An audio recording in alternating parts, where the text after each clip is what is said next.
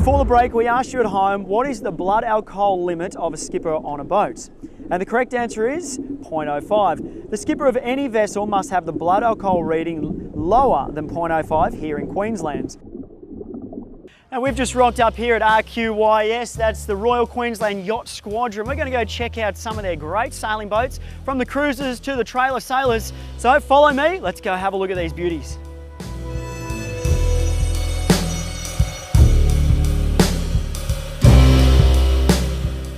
I'm here today with Seaforth, this lovely gentleman sitting next to me, and we are in the luxurious cruiser called a Barchetta. Barchetta, yeah. Barchetta, that's correct. Now, Seaforth has spent a lot of time on this boat, and you can just have a bit of a look at it right now. It is an absolutely beautiful boat. Can you tell me a little bit about it? Like, for example, how long have you had this boat for? I built it about 3 years ago. I had a great guy by the name of Mark Greystone that came aboard the project. Yep. So it's a project-built boat. So I bought the plans from Holland, and about 3 years or so ago.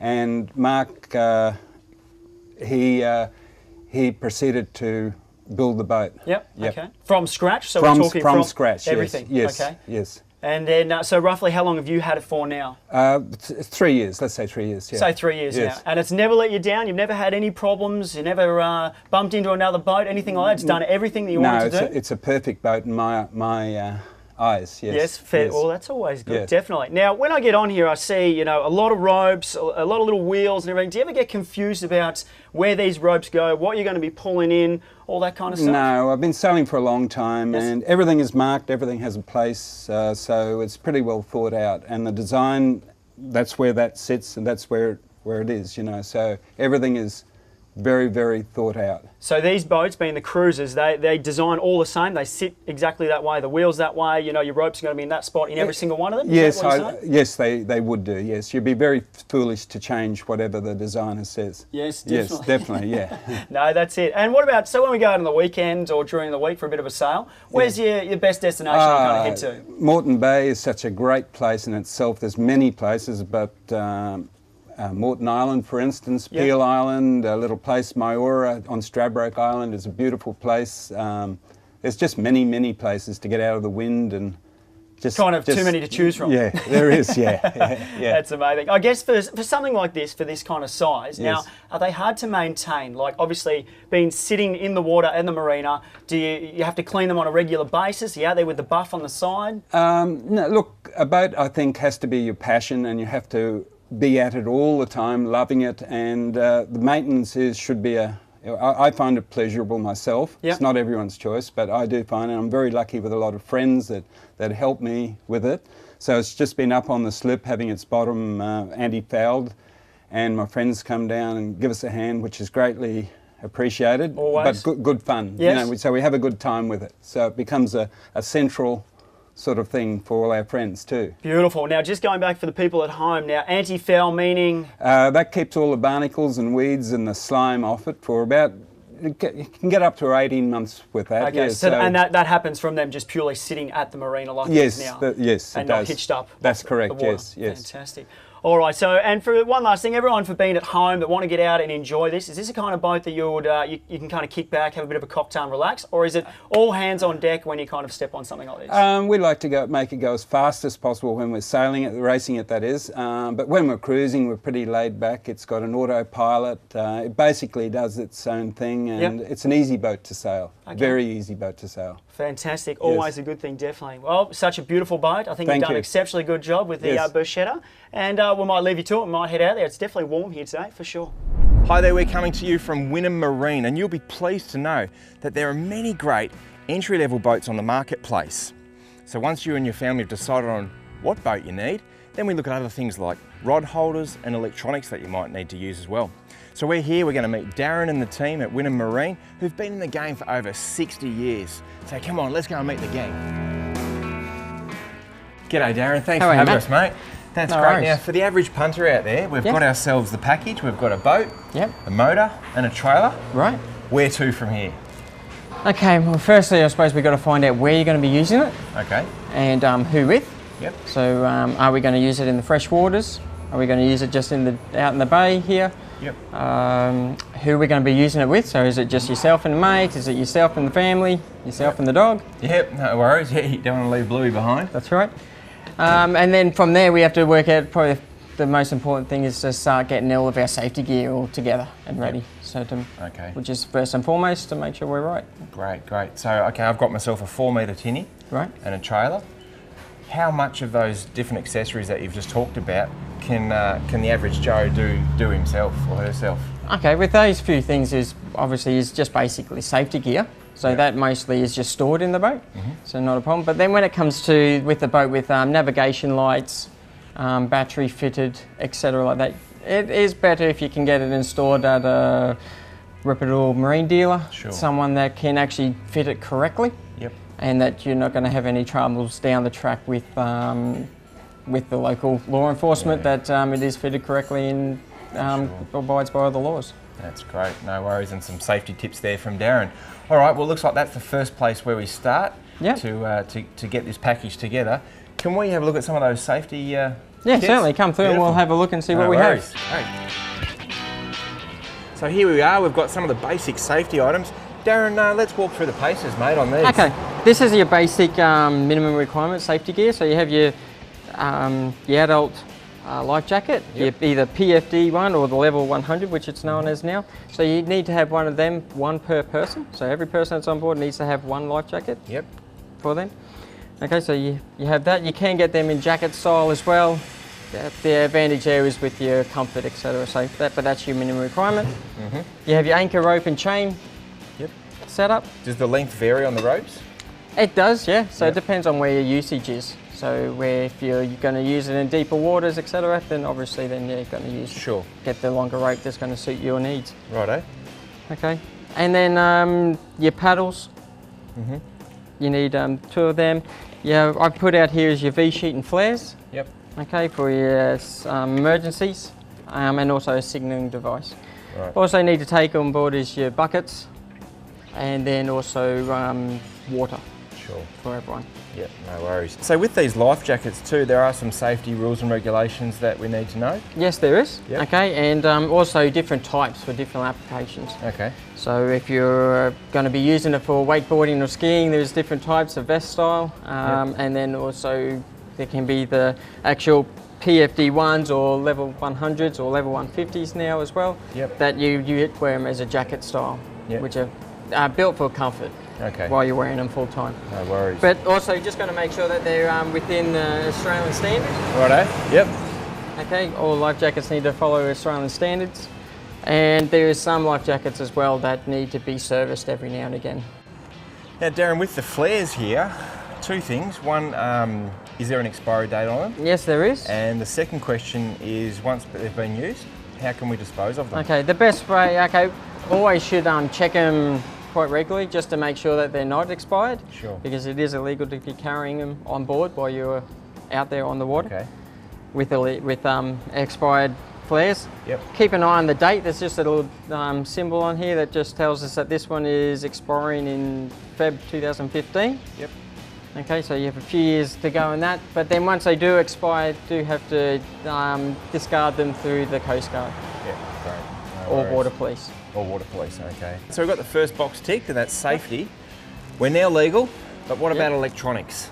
Okay, well, again, there's quite a bit of array of electronics in which we can go for, so it depends on what's going to suit your needs, what's going to suit your budget. So let's come have a look and we'll see what we've got. Righto, sounds great. No worries. Alright, so as you can see guys, the caramelisation on the scallops is coming up real nice. It'll get a nice crisp crunch to the top, and it's cooking the scallops, and you'll still get the nice sweetness of the scallops from this.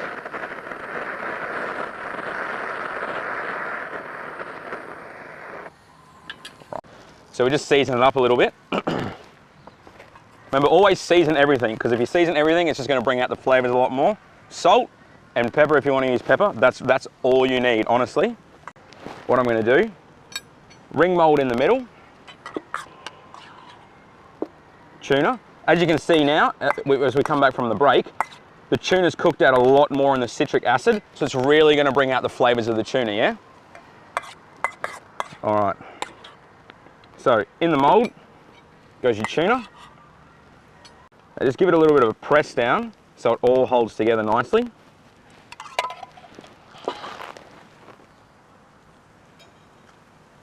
Just like that. One of our beautiful blowtorch sea scallops just resting on top. Now, with your corn, just a little bit on the outside of the plate, just like this. The corn's just going to add that really nice sweetness to the dish, yeah? So you've got the richness of the tuna, the sweetness and the crispness of the scallop, the heat from the chili, the citric acid from the lime, the dill, the beautiful flavour of the dill. And like I said, the corn just really complements the flavour of that. It's exactly like John West sweet corn and tuna that you get in a can, but a lot better because it's all fresh, right? So now, a little bit of finishing oil, just really good quality olive oil. You just want to drizzle it over the plate, just like that. A little bit of sweetened balsamic vinegar. So what we do here at the restaurant at Eves on the River is we get balsamic vinegar, you add brown sugar to it, and you cook it out and reduce it down till it gets nice and thick, yeah? Beautiful, great sweet flavour. It goes well with anything and everything. Cheese, strawberries, any meats. I love this stuff. If I could drink it, I would. I'm pretty sure I put this guy's kids through college. But anyway, so just a little bit of balsamic vinegar down the plate like so. Adds a little bit of colour. Now what I've got here is some fresh micro herbs, yeah? I get them fresh from my local guys as well. Really great quality fruit and veg off them. They're called Fruit Service. So just on top of your scallop, just a little bit of micro herb, just like that for garnish. Oh, sticking to my fingers. There we go. And then you can add a little bit down the plate, just for a little bit of colour. Again, these don't add too much flavour, it's more for the colour and for the decoration, so everything looks a little bit nicer. Now, if you really want to, so you can flash the plate up a little bit more because it's all looking a little bit dull at the moment. Get some more chilli, slice it up as fine as possible. Now just be real careful with the chili, especially if you're a guy, nothing against the ladies, and you go scratch yourself later on, because I know a lot of guys do that, it will burn a lot, like a lot. So be very, very careful, you've been warned. Right, so chili, just dice up. Same as you would go and put into your tartare, just like this. And then just for a little bit of colour, sprinkle some chili down the plate as well. And there you have it, guys. Beautiful fresh tuna tartare, everything raw, just a little bit of a blowtorch scallop, fresh sweet corn, balsamic glaze, micro herbs. It's amazing, trust me. If you eat this stuff, you'll feel brilliant the next day. So again, I'm Matthias Stefanik from Eves on the River. Thank you so much for letting me cook for you guys today, and I hope you have a great day. Thank you.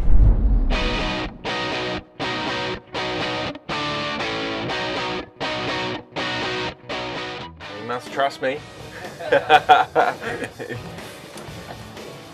So Jace, we're here now at Pacific Harbour, which is still under construction, but we just came through the passage there, which actually was a bit blowy. But it's not just the drive that people can hire the boat for, is it? No, that's right, Mac. The boat gets used a lot in the passage for wakeboarding and tubing. Yep. Got some nice, quiet, sheltered bays up there at White Patch. Beautiful. A lot of fishermen come over and they take it out off the Cape and fish all Cape Morton. Yep. Or families like to spend the day snorkelling and diving at Tangalooma. Yeah, great. So if a couple of mates wanted to grab this for a bit of wakeboarding, where do they attach the ropes? Ropes, we've got a removable bait board. Yep. We remove that and put a ski pole in, Yep. and away they go. Away you go. And for our viewers, Jace, safety is a pretty key factor for a lot of boat hire. With Boab Boat Hire, what are your safety instructions that you go through when people want to hire the boat? Definitely, Boab emphasise a lot on safety, and prior to anyone hiring the boat for the first time, we do a full run through at the ramp on all our safety equipment. Yep. And briefings. Then we'll do an on-water for a lot of new people who are starting out in boating, so we'll do an on-water safety brief. Yep. Take them out, build their confidence up if they're new to boating. Yep. And go from there. We've got all the safety gear in there. Yep, beautiful. Yeah. And around these parts, fishing, I'm sure you get a lot of people just actually throw a few rods in. We do. Yeah, where's the best fishing spots around here? Cape Morton's very good for snapper, certain snapper. Fishing in the bay is mackerel, good mackerel at the moment. Yep. And the passage is good for flathead and whiting. Lovely. And Jace, when people are out on the water, there's a lot of safety issues with different types of water and things like that. What electronic equipment do you have on board? On AirMac we run Furuno 620 depth sounder and a Hummingbird GPS. Yeah. It's a recent chart chart display one, so it gives you all the local points on how to get home safely. And life jackets. Life jackets, yep. Yep. The boat's licensed for 7 people, so we got 7 adult life jackets on board. Yep. Prior notice, if there's children on board, obviously we got children, all different age life jackets for children, depending on what we got. For sure. Well, let's hope that's never needed. Yes. Yeah, that's good. If people do want to take the boat out different areas for fishing and other activities that they're going to be using, they're going to need to know the different types of anchors and when and where and how to use them. That's right, Mac, yes. We run 2 anchors, a sand anchor and a reef anchor. In the passage, predominantly you'd run a sand anchor. Yep, no worries. So this one here at the front of the boat, that's the reef anchor, yes, is that correct. Right? That's a reef anchor that they use mostly out on the reefs around Cape Morton. Right, around Cape Morton. No worries. And the process is to use the anchors? Process is to get your basic direction of your wind. Yep. Once you drop your anchor, you want to know which way your boat's going to be wanting to hang. Yep. And the current. So basically, drive up into the wind, see which way your boat's going to float back. Yep. Put it into that heading and drop your anchor. Great. So once they've put up all their snapper and they're ready to go, and they've got to retrieve the anchor, if it was to get stuck, Jace, what can they do then? The easiest way, Mac, is to leave it tied off to the cleat on top there. Yep. Drive the boat forward over your anchor rope and you'll feel the anchor release from the bottom. You'll feel it slack and then just retrieve it, normally by hand, putting it into the anchor well. Basically, one of your easiest rules is before you anchor is to make sure your anchor chain and rope's free and clear to run out. Righto. So we've got the wind into our face now. So once the anchor goes out, we know the boat's going to want to drift and hang that way.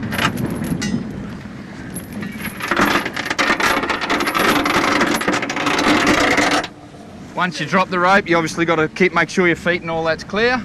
And there we go, and that's the sand anchor, isn't it? That's the sand anchor there, so it's taking a bite now. Yep. And as you can see, we're going to go around into the wind now. We'll pull it back So in. just pull it back around.